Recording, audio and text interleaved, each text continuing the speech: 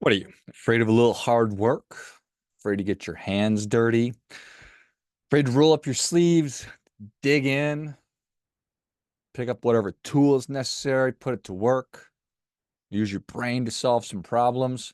Work certainly takes many forms, and I think it's a really important thing. What would you do without work? Would that be good? If we were in a post-work world, would that be a good thing? In some ways, well, we're certainly closer to being in a post-work world than ever before. We have technology that makes life so much easier. We have reliable energy sources. We have enough food. We have, theoretically speaking, safe streets, stuff like that. Times are pretty good. What would it be like if we didn't work anymore? If you didn't have to work, would that be good? I submit that the answer is no. I think that we human beings, we need something to do. You know what they say about idle hands. It's devil's workshop, the devil's playground, however that saying goes. So simply allowing people to do whatever, will that lead to good results? I think if you look around, just environments where that's happening now or throughout history, time, all that stuff, I think that the answer is no, it's not a good thing. You want to see bad things happen? Leave a bunch of young people to their own devices with nothing to do, particularly young men. And I had a little bit of a smirk on my face, but for the most part, it's not funny. Young men, when left to their own devices, probably start some things on fire, probably break some stuff, probably get in some fights. It's probably true of women too. I just know more about men because I am one. So, idle hands, not good. Leaving a bunch of people to their own devices oftentimes leads to negative things. I mean, and so I'm not saying when somebody has all of their needs met, and when I say all of their needs met, all their basic needs met through no doing of their own, they're not happy. You would think that the government just giving me money so I can meet my basic needs, that would make me happy. That gives me the opportunity to pursue arts and I can pick up, sculpting. I can become a painter or a poet. And maybe I would do all those things. But across time and just experiences teaches us that's not how it works out. And this is true across the entire spectrum. Children of billionaires commonly struggle. They have wants, they really want for nothing when it comes to material possessions, when it comes to food and security and stuff like that. The bottom of Maslow's hierarchy of needs, those are all met. Shouldn't that make you automatically happy? Because you don't have to work. Well, turns out you ruin your kids if you just give them too much money. You create shiftless people who do not have the desire to roll their hands up to get the roll their hands up. How does one roll their hands up? Roll your sleeves up, get your hands dirty. You understand what I'm trying to say. And children born into poverty are certainly also susceptible to this because if they are wards of the state or taken care of by the government or whatever, it's also not a good thing. So, simply thinking that giving people the ability to pursue whatever they want in free time, thinking that that's a good thing, I think that it goes against human nature. In order to enjoy free time, we must also have work time. It's a whole yin and yang, night and day, opposites kind of a thing. If every day is a beach day, you'll most certainly end up taking the beach for granted.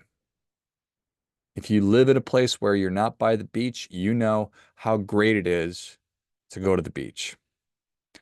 If you live in the Midwest and you deal with 8 to 9 months of terrible weather, and then the summer hits and you get a Saturday, a perfect Saturday, whether it's festivals or parades or the fair.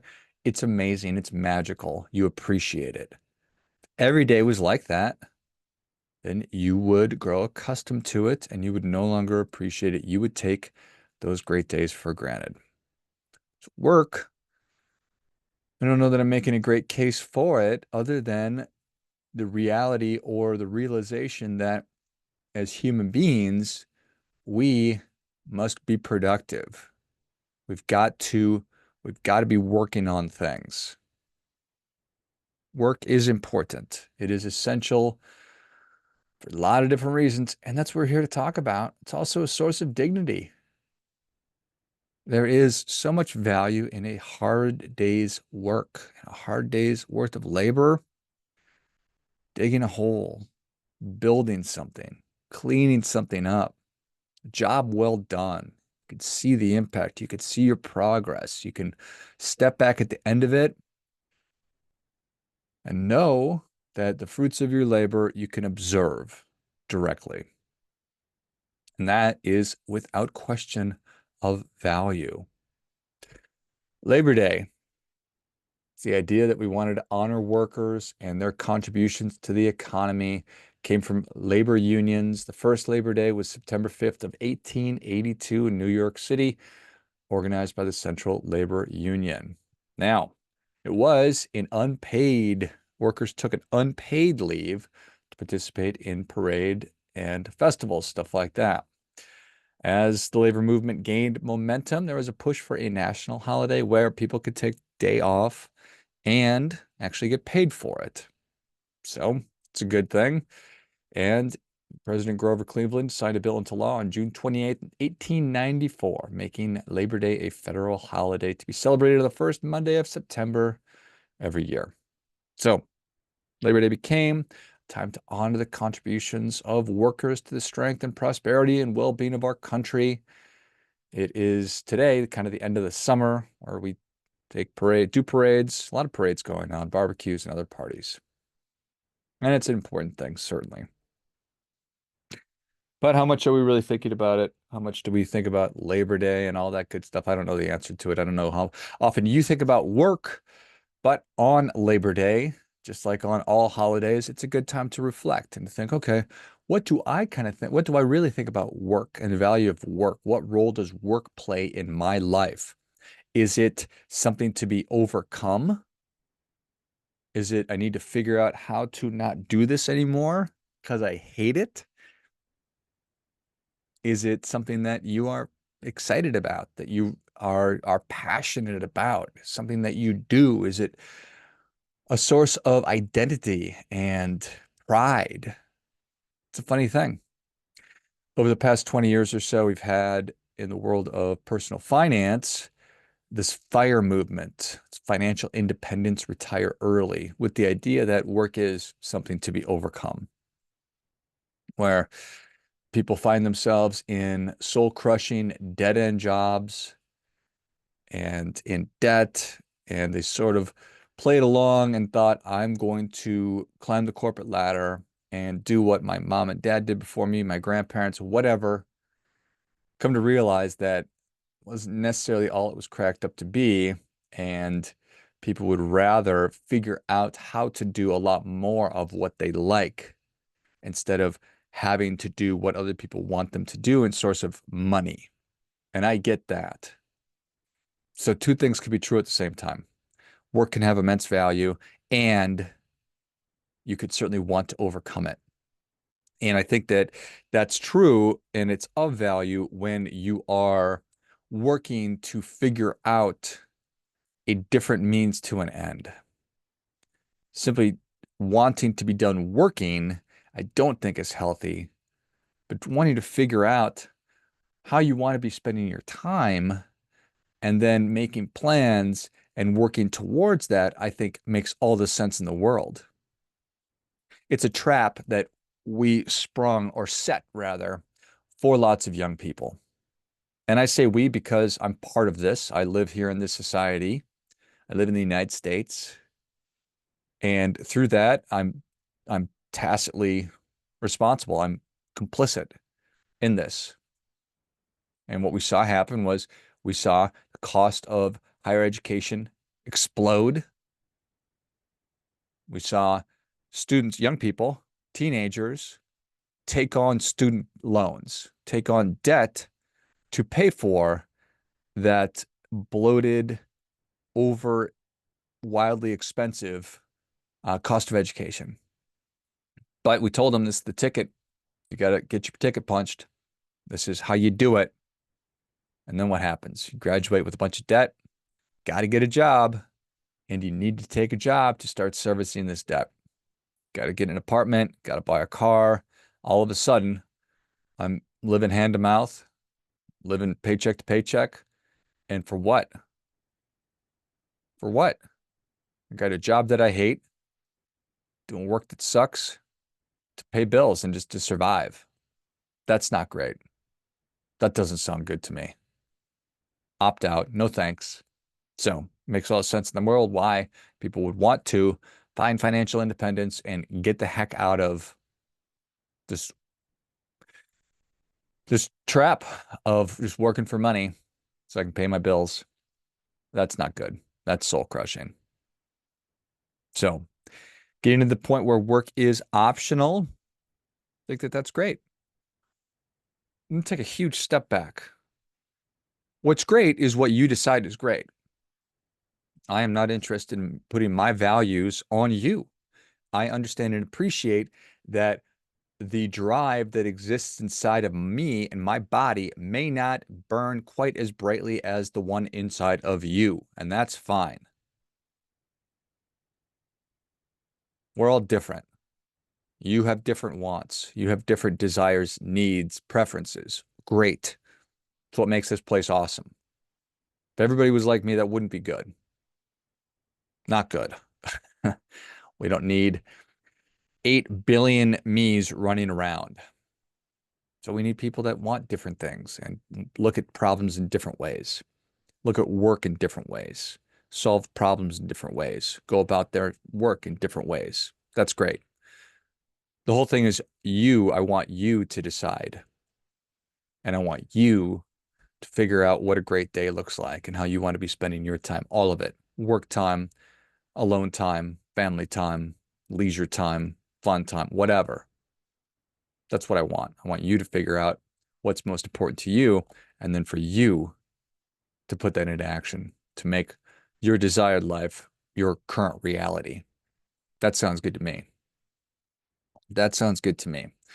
And this is all, I mean, through different life experiences and different seasons of life, we also change. We have different preferences and different wants at different times. The things that I wanted when I was 5 is different than what I wanted when I was 15, certainly when I was 25, and now I'm 45 years old. What I want is there's some through lines and some similarities, but different. I have a different understanding. I have different appreciation for the field of play, for for the marketplace, for how things operate and work, for the different forces that are playing upon us, and that we are just the different games that we're playing, the assumptions that we're living under, stuff like that.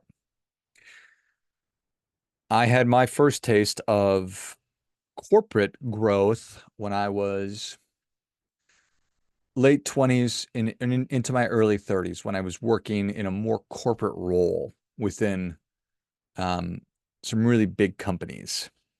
And during that time in 2009, I was working for a life insurance company, and the life insurance company was experiencing massive success coming out of, or right in the middle of the Great Recession, the financial collapse of 2008.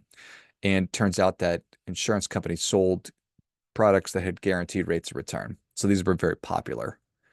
And this company I was with, I think it gained a 12% market share for life insurance sold in the United States. It was extraordinary. Extraordinary. I don't think that's ever been done before and probably will never be done again. There are hundreds of companies that sell life insurance. So for one to have a market share of over 10% was extraordinary. So you would think, okay, we're doing great. Let's keep good going. But no. No, they wanted more growth. 5% growth every year. Well, how can you grow 5% on your market share is 12%? So it was this infinity war of corporate growth. I remember thinking, gosh, they're just going to run everybody into the ground. They're going to burn everybody out. This is not sustainable. And it wasn't. And it's not. So, yin, yang. I'm a person who does believe in hard work. And when I'm saying, let's pump the brakes a little bit here, everybody, that's a sure sign that things have gone a little too far. So we need to be mindful of that as well. It's an infinity war of constant progress and constant growth. At what cost? So there's all this. We all have our own potential that we want to realize.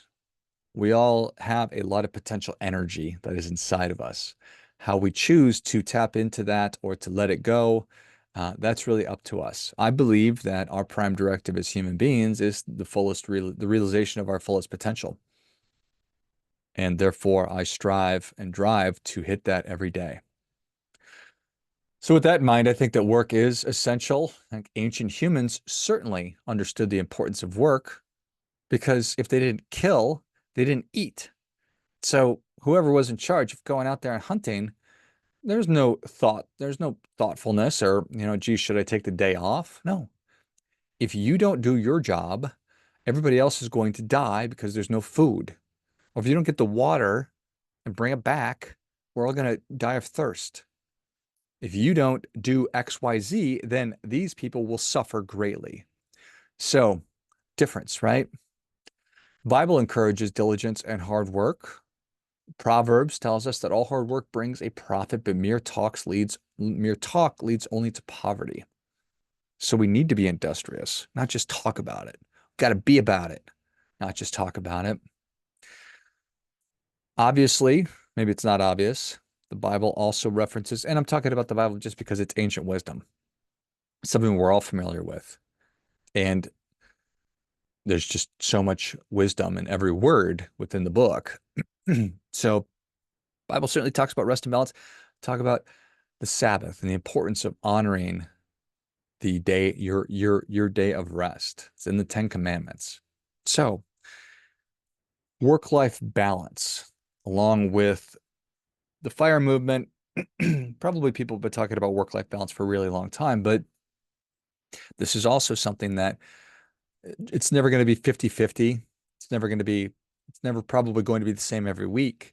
And what your idea is of work-life balance is unique to you. And I really advocate that you work to figure out what that is. I like to talk about the right rhythm to life, sort of like music.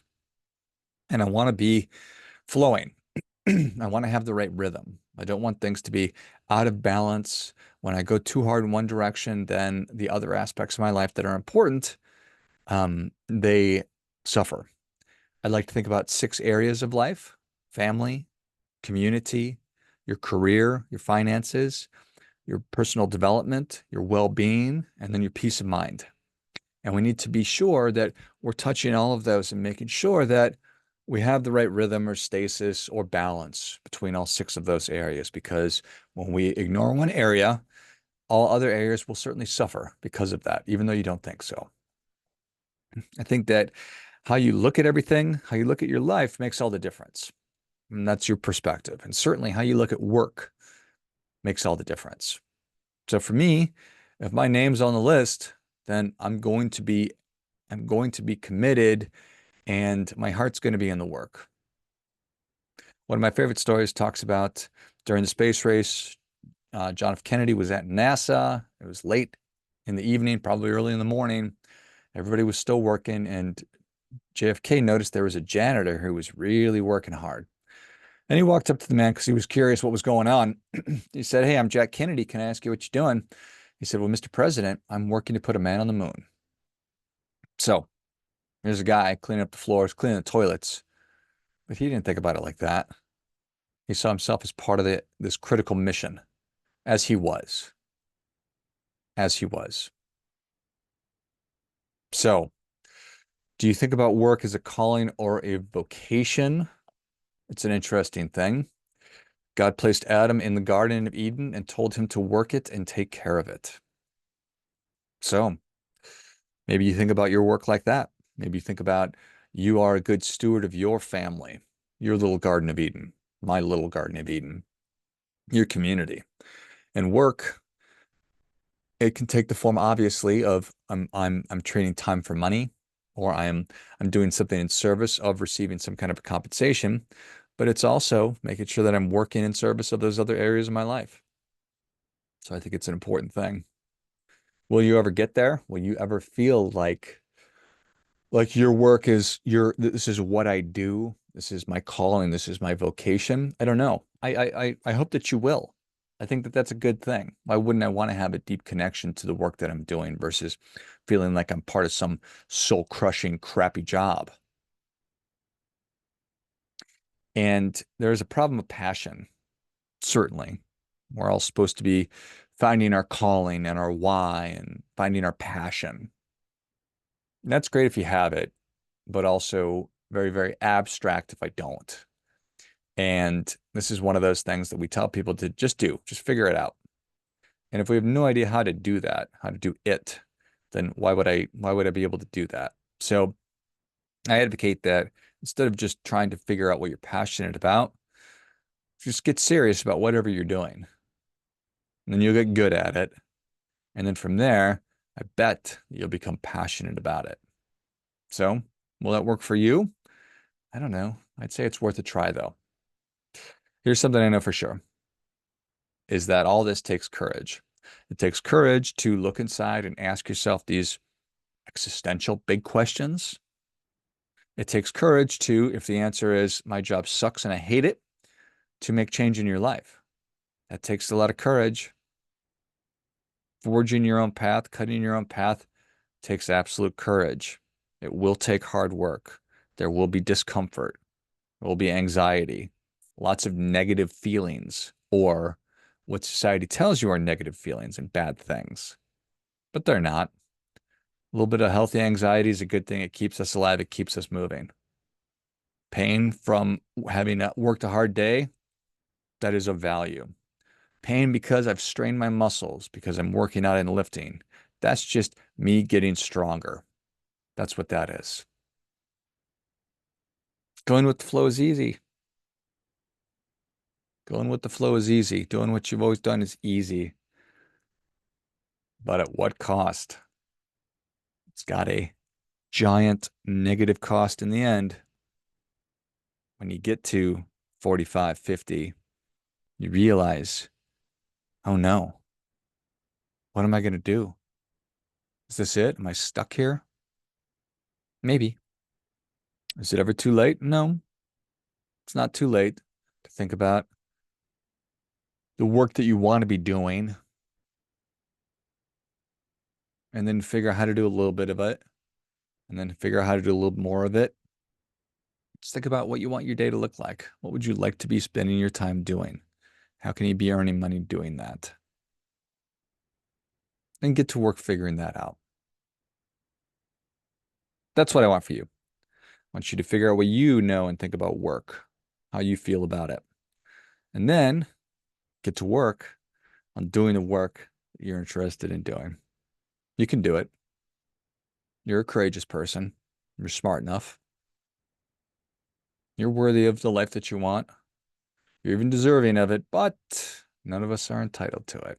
So as always, do your part by doing your best.